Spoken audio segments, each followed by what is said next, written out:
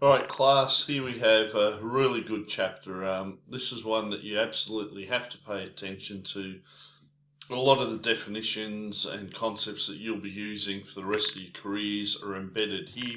This is the language of advertising agencies, marketing managers, directors. We just have to know this. So I'm going to go through it fairly quickly. You do need to actually read this yourself. Try and apply as many examples from your own world to this theory to really understand what we're looking at. Now, as per the approach of the textbook, this is very much one that is looking at the definitions, concepts, setting up the pillars for your understanding. So, again, this just proceeds. If we look at it, I've got it highlighted. You've got a campaign target audience and action objectives. You have to now say, well, what are my communication objectives? What am I spending all this money for? So he's got down here the 5 possible communication effects during the purchase decision. Yeah, and they relate to category need, brand awareness, brand attitude, the purchase intention, purchase facilitation. The rest of the chapter does go through this in a very systematic way. So what you're trying to do is make it clear what we're spending our money on. Now, here, this is, we've got 5 communication effects. So branding by brand awareness and brand attitude. Now, this is the fundamentals of what we do. Yeah, brand awareness. Do I know about it or not? Brand attitude. Do I like the brand? Am I indifferent? In terms of Nike, do I hate it? I absolutely have want nothing to do with Nike. Have for a long time. So. And Apple products, phones. I'm only starting to shift a little bit that I might get an Apple phone. That's mainly because Samsung just keep catching fire. But this is what we're looking at, guys. So we're trying to get right down into the real identifiers. So yeah, you're trying to look at, and with the models, what are we trying to do here? You've got, it's a very theoretical approach to what we would just look at common sense and say, this makes sense. What's a brand identifier? I mean, look, it's a logo. You got product as a hero. You're always going to have a key benefit. Who's a target customer and who's a category? This is just a fancy way of describing our interaction with a brand and a product. So what he's trying to say here, in particular, those brand awareness and brand attitude are 2 essential and universal objectives. You've got to have them, right? I think we get that. Yeah, I know it, and how do I feel about it? It doesn't take rocket science to figure this out. But what's an interesting way, and is really quite clever, I did enjoy this section of the book, is where he has bins that you've got to have, for a purchase to happen, you've got to have stuff in the bins. And a bin they call a collection bin. You throw your rubbish bin, your recycling bin, just somewhere to place this stuff. So what we're looking at in terms of bins, the quick way is have a look here. You got your category need, like food. But what brands are you aware of? And what's your attitude? And what's your intention?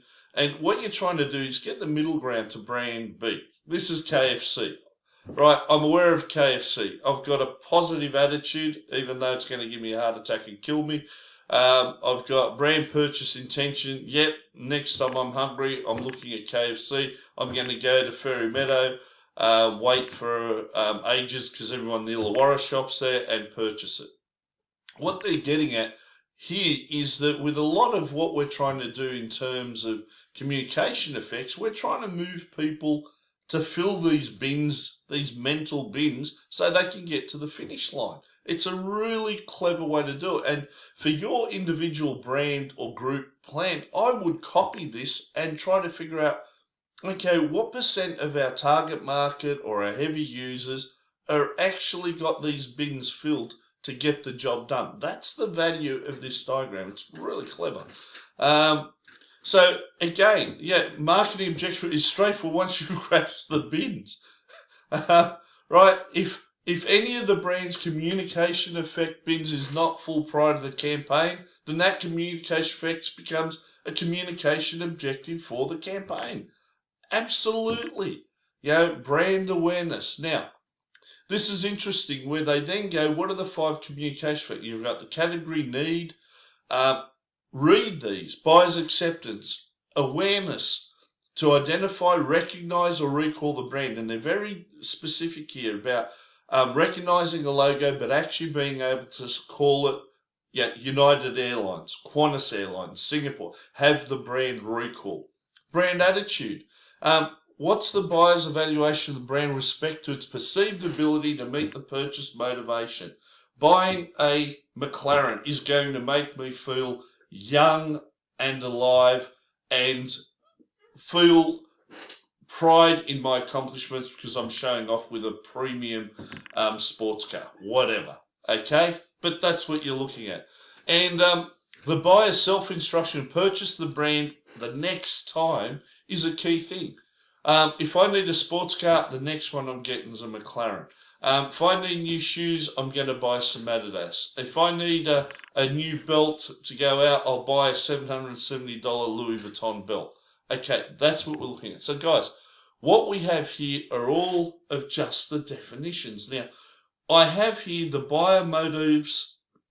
It's interesting that what they're saying is that 2/3 of products and services are bought by negatively originated motives.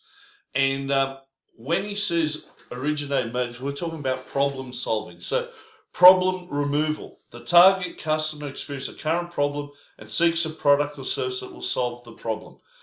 You may have spilt red wine all over your shirt. You're going, oh, I don't know what to get it out with. I need to go to Woolworths and buy something that'll help me solve that problem. Problem avoidance. Fears of a future problem. Okay, I may need to take out health insurance because I may get sick and that'll help me. Or gym membership, so I'm healthier. Incomplete satisfaction. Target customer is not satisfied with the current product or service to search for a better product. Look, I like my pizza place. We have a favourite, Tomatoes. It's okay, but it's never, ever quite satisfied me. And recently I went back to Pinocchio's at Dapto. Pinocchio's is owned by an ex-Wollongong alumni and his dad, and I used to eat there 30 years ago. And went through a period I wasn't happy with their pizzas. We had some of their pizzas the other night, and it was superb. Bang. I'm back to brand loyal. I've been away for many years, but that's where I'm going. Now, and again, here, mixed approach avoidance, likes some things about the product, but dislikes others, and is not really happy trying to do it. I'm sure there are some products that you have, be it makeup, whatever, where you go, yeah, it's right, it's not quite there. I like these shoes, but they're not quite what I want. And normal depletion refers to the customer is out of stock and seeks to maintain a regular supply. We're just looking at it. Now, I want you to look at these positive ones. Consumer life in general. What are we getting out of it? Right, sensory gratification. To enjoy the product, it needs something else. Physiological stimulation that gets you there. Is it the snap of the food, the crunch in your mouth, whatever, who knows. Intellectual stimulation, mastery. Something else that gives you that extra boost. Social approval. This is a massive one for the younger generation and you guys. Recognition. Oh, is that nice Air Jordans, nice Louis Vuitton, nice this, nice Gucci, etc. And again, your power status in terms of luxury goods, competence and control. This is one of your big ones. So guys, these pretty much, if you look through what you buy and what have you, and what you've spent money on in the last 3 or 4 months, you're going to put your products onto these labels, and that is a really useful exercise to undertake. Now, what is a category? We get it. Now, what are the category options? What they're trying to do here is just say, really, do we need the product or not? I think this is just, it's theoretically nice. Do we need to mention anything? Well, yeah, look, if someone's thirsty, they're going to get a drink. Do we need to keep reminding them, hey, you need a drink because you're thirsty? The other thing, you need to, hey, you need to do this. You need to put oil in your car. You need to, what else? Buy a new bicycle because your old one's tired. You're not keeping fit. Whatever. I'm just making this up as I'm going, right? So look, you're trying to get very much also with new category users. You're trying to, part of marketing is just to tell someone what's there, what is available, create awareness, brand liking, brand attitude. Now, what's really interesting, the best parts of this chapter are actually in these grey little boxes. This is very much a managerial perspective, and this gives the example of your new robotic vacuum cleaners. I think you've seen the ones actually you wouldn't, you don't watch free to air television. Little round discs that just go around the house all day long picking up dust. How do you do it? Brand awareness is also one of the most critical aspects. I've always gone, it's like having the best restaurant in the Illawarra. Everyone's heard about it, but they don't know where it is. Right, they can't find it. So you've got to do this. Now, look, some brands have very much super saturated brands. I'll give examples here. Coke, McDonald's, Apple. UOW's trying to create brand awareness. There are a lot of brands in the consumer goods that are trying to get their names out. They're going through influencers. At the moment, the fastest way to get your brand name known is to get a Kendall Jenner, any of those, Kylie, Kim Kardashian. There are a lot of Instagram models who Charlotte McKinney is one who will literally have a new brand there. Miss Australia at the moment, or Miss Universe Australia was every time I looked at what she was posting on Instagram was a new product, a category that I'm pretty sure no one has. She's rarely used. It's just been offered to. Great ways to break in, put them on review, get the awareness out through influencers, people with large audiences. So what else have we got? Brand awareness defined. Brand awareness defines the buyer's ability to identify, recognise, or recall the brand in sufficient detail to make a purchase. Sufficient detail. That's it. Look at the logo, bang, we get it. Now, it depends on really, if you've got your customers who already know it, it just depends what stage they're at. I can afford to buy the luxury car, I can't. I can afford to go to a holiday, to fly on this plane, to use this resort. It's just common sense, guys. But knowing where they are. Now, brand recognition, he just gets into some real exciting ones. Look, in terms of going to the supermarket, I reckon most of us look at the label and we don't pay a lot of attention because the amount of us that have gone home with salt-free or salt-reduced canned products that are literally inedible because we've just looked at the branding. We even struggle to remember what brand it is because we've bought it so often that we don't really care. Now, it gives an example of impulse purchases. Well, we've all done those. New brand item recognition. This makes sense. You need to invest into recall. Brand recall, it's the classics. Who are they? Right? You want to be sitting there going, bang, I need a Coke. Coke is it.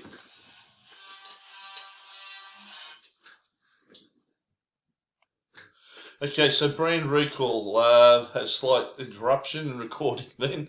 Now, brand recall. Again, it's just a matter of who do you say? A sports car, Ferrari, Lamborghini, McLaren. Shoes, Nike, Adidas, Reebok.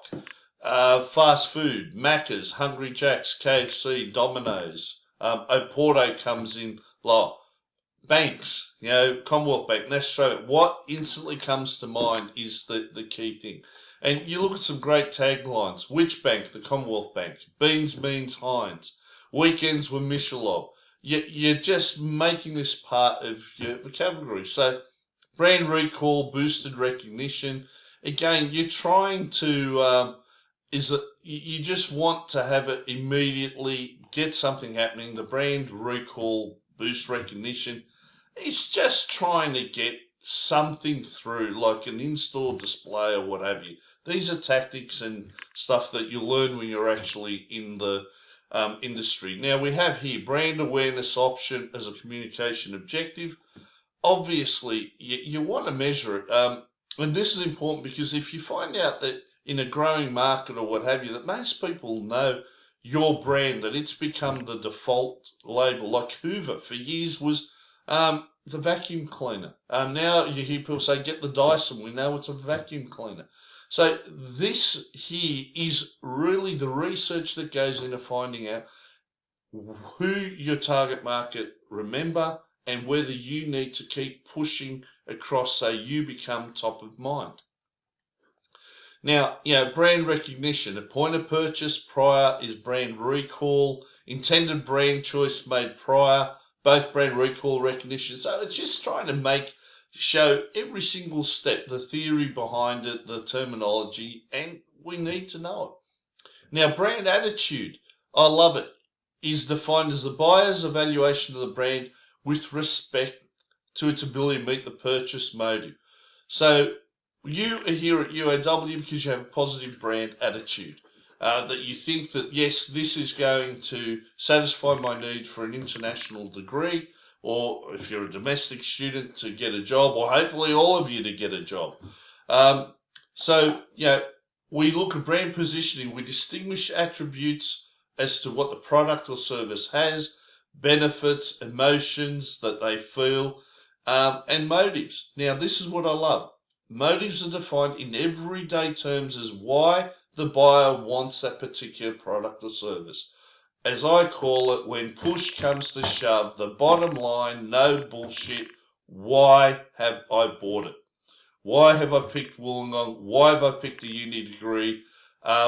What is it that actually, and I say this often, gets my hand to reach for the cash or wave the phone over or click with a card, whatever you do. So you have some really interesting examples here in terms of they've got 9 possible purchase motives, right?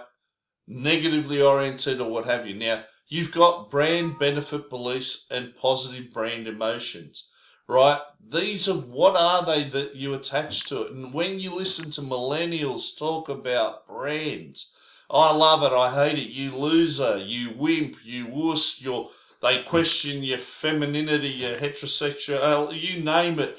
The insults fly depending on what brand of clothing or item or alcohol you're drinking. It is unbelievable listening to them, how they carry on about brands, because it matters so much to them and what the beliefs are. So again, take the time to go through this, all right? You were looking at very much getting into the absolute emotional side of it, because at some point you want to create an advertisement or a message that matches up with why are you doing it, and what's your logic.